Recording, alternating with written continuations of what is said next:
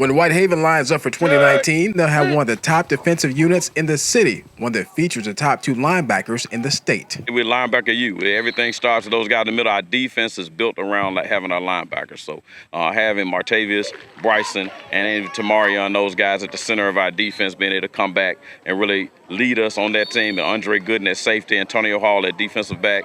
We have a core group of guys that are really going to do the job. But everything happens up front. Again, with Zion Walker, again, we're going to lean on him heavily. On offense, the Tigers lost key wide receivers Devin Body and Keyshawn Mullins from last year's team, but bring back starting quarterback Keyshawn Harris. He'll lean on running back Cam Sneed, one of the most productive ball carriers in the area. Having a running back, Cameron Sneed, back, who was almost a 2,000-yard rusher last year. We'll lean heavily upon him this year with that explosiveness. He's a dynamic running back. I mean, I'm excited for him and his future prospects. But we're expecting to lead us to a state championship this year, and we have to run the football in order to win.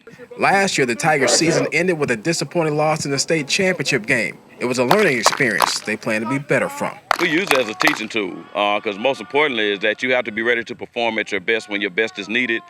We picked a bad day to have a bad game against a great team. And when you're playing a great team, you can't afford to have mistakes. And we really had a lot of self-inflicted wounds.